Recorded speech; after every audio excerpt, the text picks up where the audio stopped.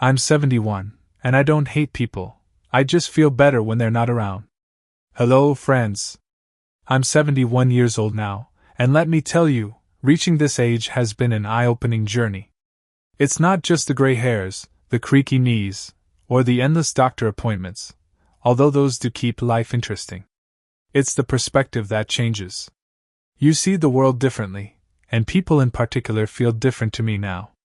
I don't hate anyone, but if I'm being honest, I've come to enjoy my own company a lot more these days.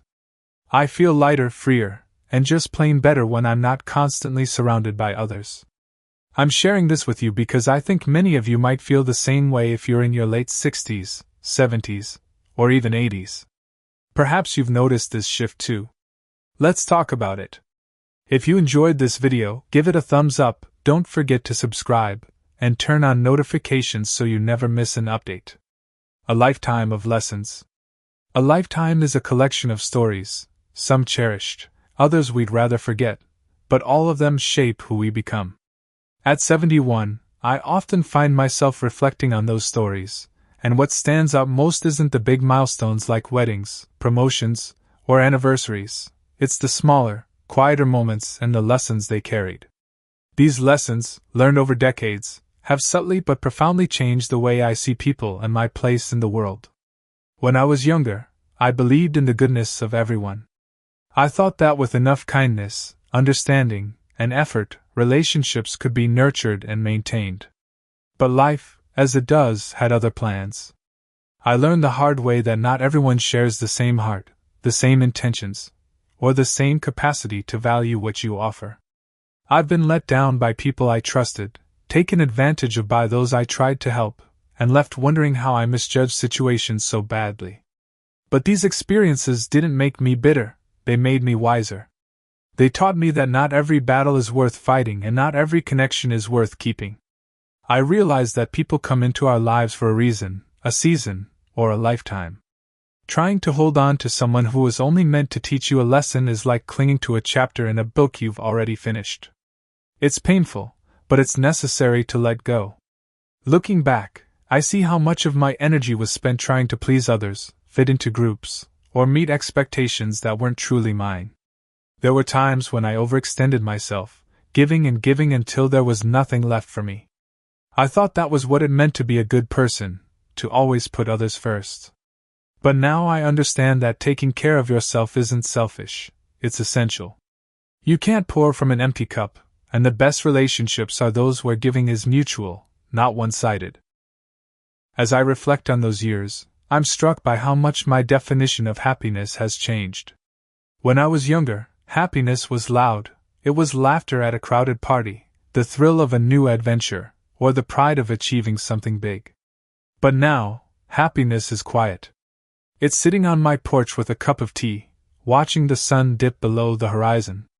It's the peace of knowing I don't owe anyone my time or energy unless I choose to give it. It's the joy of being fully present in a moment, unbothered by the noise of the world. Life has also taught me the importance of boundaries, a lesson I wish I had learned sooner. Setting boundaries isn't about shutting people out, it's about protecting your space, your peace, and your well-being. It's about knowing your limits, and not feeling guilty for saying no. In my earlier years, I thought saying no made me a bad friend, a bad partner, or even a bad person. But now I know it's one of the most loving things you can do for yourself and for others. Boundaries show respect for your needs and teach others how to respect them too.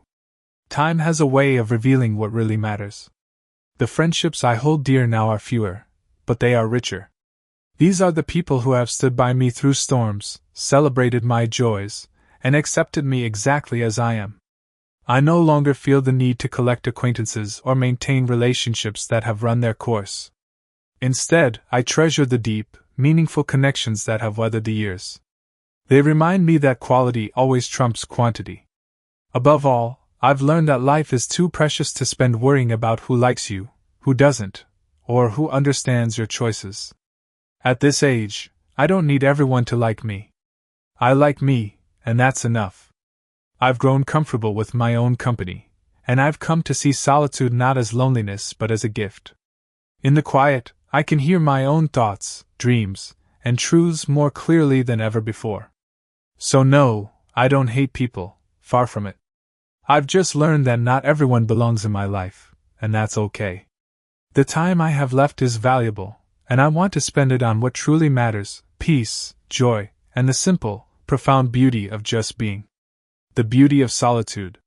There's a unique grace in solitude, one that I never fully appreciated until later in life. When I was younger, the idea of being alone felt almost unbearable. I associated it with loneliness, with a lack of connection or purpose. But now, at 71, I see it differently. Solitude is not a void, it's a space where peace lives. It's where I found myself again after years of being caught up in the noise of the world and the expectations of others. I've come to treasure the quiet and the stillness. I've learned to listen, not to the voices of others but to the whisper of my own heart. There's something profoundly healing about sitting with your thoughts, letting them unfold without distraction. The chaos of life fades, and what remains is clarity. It's in those moments of solitude that I've come to understand who I truly am, what I value, and what I need to let go of to feel free. I've realized that the busyness of my younger years was often a way to avoid myself. It's easy to fill your days with obligations, with people, with noise. But when the house is quiet and there's no one else to entertain or impress, you're left with the one person you can never escape: yourself. At first, that realization is unsettling, but with time, it becomes a comfort. In solitude, I've learned to be my own best company. I've discovered the joy of doing things simply because they make me happy, not to please others, not to check a box, but for the sheer delight of it. There is a quiet freedom in solitude that social interactions often lack.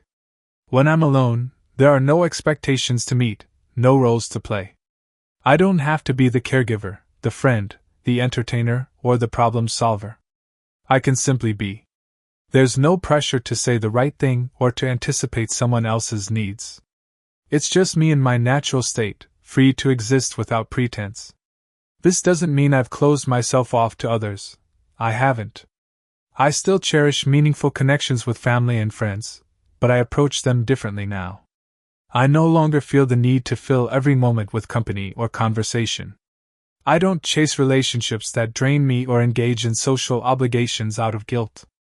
Instead, I choose my interactions carefully, prioritizing depth over quantity.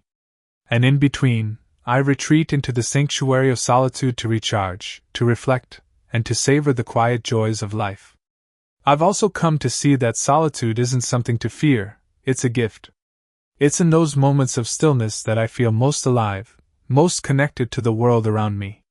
Watching a sunset, hearing the rustle of leaves, or simply sipping a cup of tea in the morning light, these simple acts, when done in solitude, feel sacred. They remind me that life's beauty often lies in its quietest moments, not in the loudness of crowds or the rush of activity. Solitude has taught me to value my own company, to trust my instincts, and to find contentment within myself. It has shown me that I don't need to be surrounded by people to feel whole. In fact, the more I've embraced solitude, the more I've realized how much strength it takes to stand alone, not as a sign of isolation but as a declaration of independence. At 71, I've stopped worrying about what others might think of my quieter lifestyle. I've stopped apologizing for needing space or for choosing to spend my time differently than I once did. Solitude isn't a rejection of others, it's an embrace of myself. And in a world that constantly demands more, I've found that the greatest gift I can give myself is permission to simply be. Why socializing feels different now. There was a time in my life when socializing felt as natural as breathing. I craved connection, thrived in the company of others, and found joy in the shared laughter and camaraderie of friends, family, and even strangers. But as the years have passed, I've noticed a shift, not just in how I approach social interactions but in how they make me feel. It's not that I dislike people or that I've closed myself off, it's that the act of socializing feels fundamentally different now, as though the rhythm of connection has changed with age. In my earlier years, socializing was a constant part of life. It was woven into the fabric of my days, from work obligations to family gatherings, from catching up with friends to being an active member of my community. But back then, I rarely stopped to question whether these interactions truly nourished me. I simply went along, believing that being busy and surrounded by people was the hallmark of a fulfilling life. Now, at 71, I see things more clearly. Socializing is no longer about filling my calendar or keeping up appearances. It's about meaningful connections, and those are far more rare than I once thought. Time and experience have taught me that not every conversation is worth having and not every relationship is worth keeping. There's an emotional toll that comes with superficial exchanges and draining dynamics, and I've grown more protective of my time and energy as I've aged. I've become more attuned to the nuances of human interaction. I notice things I once overlooked: the subtle manipulations, the insincerity, the unspoken expectations.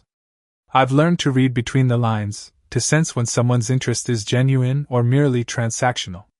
And while this awareness has made me more discerning, it's also made socializing more complex. It's harder to approach people with the same unguarded openness I once had because I've learned through experience that not everyone deserves that level of trust. I've also discovered how much energy socializing requires, energy that I no longer have an endless supply. I think we underestimate the effort it takes to be present in a conversation, to truly listen, to empathize, and to engage. In my younger years, I could do this without thinking, bouncing from one interaction to the next. But now, I find myself needing to conserve my energy, to choose carefully where I invest it. More often than not, I choose quiet over company, not because I dislike people, but because solitude replenishes me in a way that socializing no longer does. This shift doesn't mean I've abandoned relationships, it means I've redefined them. I no longer feel the need to maintain every connection or attend every event. I've let go of the notion that saying no makes me selfish or unfriendly. Instead, I focus on the relationships that matter most, the ones built on mutual respect, understanding, and love. These are the people who have stood by me through life's ups and downs, who know me as I am and accept me without judgment. They are my true circle, and they make the rare moments of socializing feel meaningful rather than obligatory. I've also learned to find joy in smaller, quieter interactions, a brief chat with a neighbor, a kind exchange with a stranger, or a shared laugh with a family member. These moments, though fleeting, often feel more genuine than hours spent in larger, more formal gatherings. They remind me that connection doesn't have to be grand or elaborate. Sometimes, the simplest interactions are the most profound. Socializing now is less about quantity and more about quality. I no longer seek to fill my days with people. Instead, I look for depth in the connections I do have. It's a quieter, more intentional way of relating to others, and it feels truer to who I am at this stage of my life. At 71, I've come to terms with the fact that not everyone will understand this change. Some may see it as withdrawing, as becoming less involved or less available. But I see it as an evolution, a natural part of aging and growing into myself. Socializing may feel different now, but that difference has brought with it a greater sense of peace, purpose, and authenticity. And for that, I am deeply grateful. Trust changes over time. Trust is one of the most fragile yet essential elements of life. When we're young, it comes naturally. We extend it freely, believing in the goodness of others and assuming that most people will treat us with the same kindness and honesty we offer them. But as the years pass, life teaches us that trust is both precious and precarious. At 71, I understand this lesson in a way I never could when I was younger.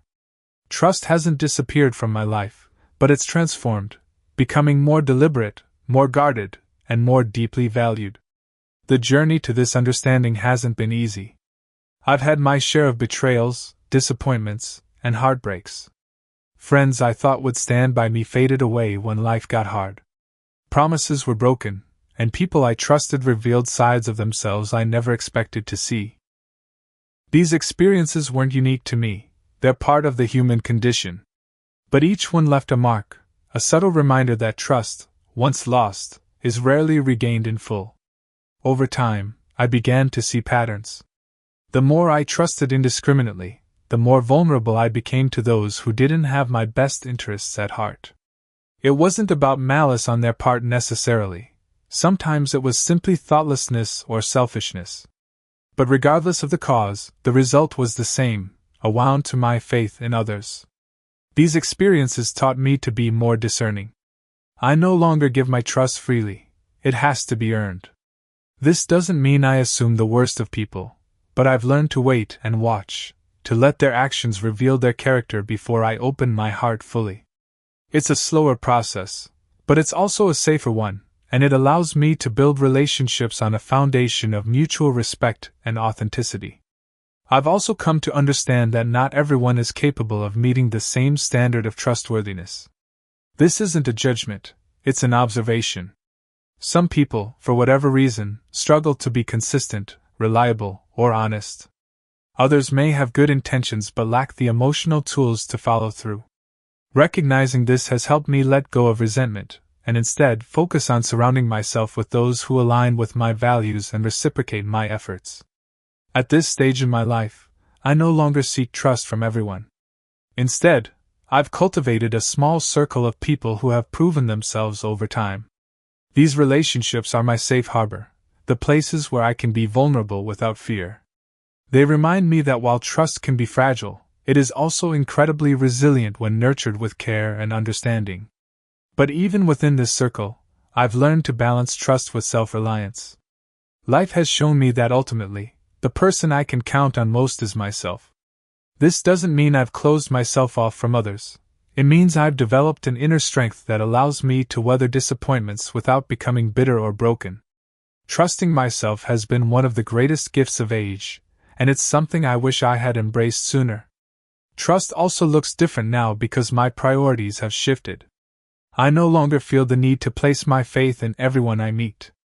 I don't feel obligated to maintain relationships that don't serve me or to give second chances to those who have proven they don't deserve them. This isn't about being unforgiving, it's about protecting my peace. My time is limited, and I choose to spend it with people who enrich my life, not those who drain it. At 71, I've come to see trust as a delicate but powerful thread that connects us to others. It's not something to be taken lightly or given without thought. Instead, it's a gift we offer carefully, knowing its value and respecting its fragility. And while the journey to this understanding has been fraught with challenges, I wouldn't trade the wisdom I've gained for anything. In the end, trust changes because we change. We grow, we learn, and we adapt. And as our understanding deepens, so too does our ability to navigate the complexities of relationships with grace and clarity. Trust may be harder to give now, but when it's earned, it feels all the more meaningful, a reminder that even in a world filled with uncertainty, there's still room for connection, honesty, and hope. The pandemic's impact. Embracing stillness in a chaotic world, the pandemic was a turning point for all of us, a moment in history that forced the world to slow down and take stock of itself. For me, at 71, it felt like a paradoxical gift wrapped in uncertainty and loss. As the world grew quieter, I began to hear my own thoughts more clearly. In the stillness, I found an unexpected clarity, a chance to reevaluate what mattered most to me and to rethink how I wanted to spend the rest of my life. Before the pandemic, life was often a blur of activity. Even in retirement, there were routines, obligations, and the ever-present hum of busyness that seemed to define modern life. There was always something to do, somewhere to go, someone to see. But when the world shut down, all of that came to a halt. At first, it was unsettling. Quiet felt unfamiliar, like an emptiness I didn't know how to fill. But as the days stretched into weeks and months, I began to see the beauty in the stillness. I started to notice things I had overlooked for years. The way the sunlight shifted across my living room floor, the rhythm of the birdsong outside my window, the sound of my own breathing as I sat alone with my thoughts. These small, simple moments became a source of comfort, a reminder that life's beauty often lies in its quietest corners. The constant noise of the world, its demands, its distractions had been silenced, and in that silence, I found a sense of peace I hadn't realized I was missing. The pandemic also changed the way I viewed my relationships. With social distancing and lockdowns in place, I couldn't rely on the usual forms of connection, family gatherings, casual visits with friends, or even a friendly chat at the grocery store. At first, this isolation felt like a loss, a void where connection used to be. But over time, I began to see it differently. It wasn't that I didn't miss people, I did. But I also realized that I didn't need constant interaction to feel connected. Instead, I learned to value the deeper, more intentional relationships in my life. A phone call with a dear friend, a letter from a loved one, or a quiet moment of prayer became profound sources of connection. These moments felt more meaningful than the surface-level interactions I had often relied on before. The pandemic stripped away the noise and left behind what truly mattered: authenticity, sincerity, and love. One of the most surprising lessons of that time was how much I enjoyed my own company. Before the pandemic, I might have avoided solitude out of habit or fear of loneliness. But being alone during those long months forced me to confront myself in ways I hadn't before. I realized that I didn't need to be surrounded by others to feel whole. I could find joy in my own presence, in my own thoughts, and in the simple pleasures of daily life. This newfound appreciation for solitude also reshaped my relationship with the outside world. I no longer felt the pressure to say yes to every invitation or to fill my days with activity for the sake of staying busy. Instead, I embraced the freedom to choose how I spent my time and with whom. I became more selective, more intentional, and ultimately more at peace. The pandemic, for all its challenges and heartbreak, gave me a gift I never expected: a chance to slow down and truly see my life for what it is. It reminded me that the pace of the world doesn't have to dictate the pace of my heart. I can choose stillness. I can choose simplicity, and in doing so, I can find a deeper sense of fulfillment than I ever thought possible. Now, as the world moves forward, I carry those lessons with me. The pandemic may have forced us apart, but it also brought me closer to myself. It taught me to find joy in the quiet, to cherish the relationships that truly matter, and to embrace the stillness that often goes unnoticed in a busy world. In that way, it was not just a time of loss but a time of profound discovery, a chance to reimagine what it means to live a life of meaning, connection, and peace. Rediscovering what matters. As I've grown older, I've come to understand that life is not about chasing after every fleeting desire or filling our days with endless activity. Instead, it's about appreciating what truly matters and letting go of everything that doesn't. This realization didn't come all at once. It was a gradual awakening shaped by years of reflection, mistakes, and the quiet wisdom that only time can bring.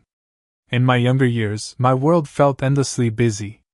I was caught in the whirlwind of obligations: raising children, building a career, tending to relationships, and trying to meet expectations that often felt overwhelming. I believed that productivity equaled purpose and busyness equaled success. But as the years passed, I began to see the cracks in that mindset. All too often, I sacrificed my own peace and happiness in the pursuit of things that, in hindsight, held little meaning. Now, at 71, I see life with clearer eyes. The things that matter most aren't tied to possessions, accolades, or packed schedules. They're the simple, everyday moments that bring joy and connection. It's the warmth of a hug from a grandchild, the way sunlight streams through a window in the early morning, the taste of a favorite meal cooked with care. These moments, though small, are profound. They remind me of the beauty that exists in the present, and the richness of a life lived with intention. Part of rediscovering what matters has been learning to let go of people, expectations, and even parts of myself that no longer align with who I've become. There's a kind of grief in releasing old versions of yourself, but there's also incredible freedom. I no longer feel the need to prove myself or to keep up with anyone else's idea of success. My days are no longer defined by how much I accomplish or how many people I please, but by how present and fulfilled I feel. This simplicity has also reshaped my relationships. I no longer cling to connections that feel forced or one-sided. Instead, I focus on the people who genuinely enrich my life, the ones who understand me, accept me, and bring light into my world. These relationships are fewer but deeper, and they remind me that it's the quality of our connections, not the quantity, that truly matters. Is this normal? Finding peace in the natural flow of aging, I've often wondered if others feel the same way. Is it normal to crave solitude, to grow more selective in relationships, to prioritize peace over productivity?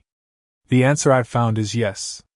Aging brings with it a natural shift in perspective, one that many of us share but rarely speak about. In our younger years, life often feels like a race. There's so much to do, so much to achieve, so many people to meet and impress. But as we age, the race slows, and we begin to realize that not every finish line is worth crossing. We start to see the value in pausing, in stepping off the track altogether, and in simply being. This shift can feel unsettling at first. The world tells us that we should stay busy, stay social, stay involved, even as we grow older. But what the world doesn't often tell us is that it's okay to change. It's okay to let go of the expectations you once carried and to create a life that feels truer to who you are now. This isn't giving up, it's growing into yourself. What I've learned is that this stage of life is an invitation to live more authentically. It's a chance to strip away the noise and distractions and to focus on what really matters. It's not about withdrawing from the world, but about engaging with it on your own terms.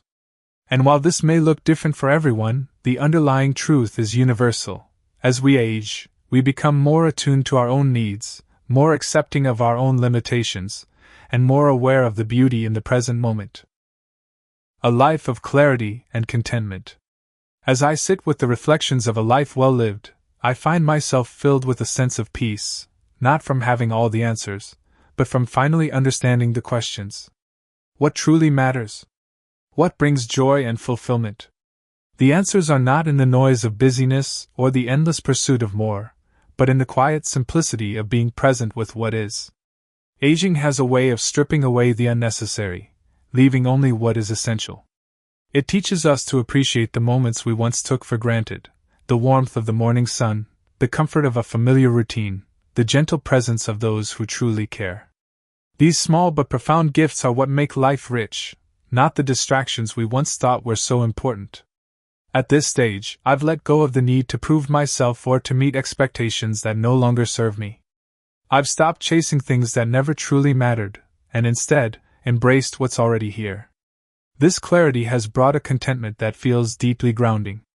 Life, in its imperfect beauty, is enough. For those walking this path with me, I encourage you to lean into this season of life.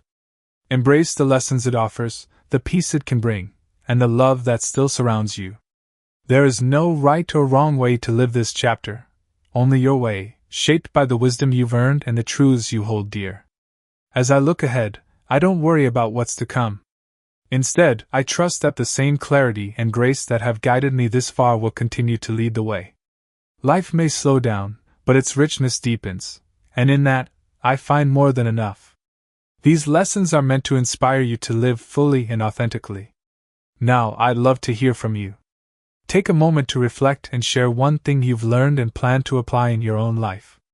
Let's support each other on this journey toward embracing these truths. If you enjoyed this video, please leave a comment. If not, feel free to comment with a 0. Your feedback means a lot to us. Don't forget to like, share, and subscribe to our YouTube channel for more content like this. Thank you for watching, and here's to living life on your own terms.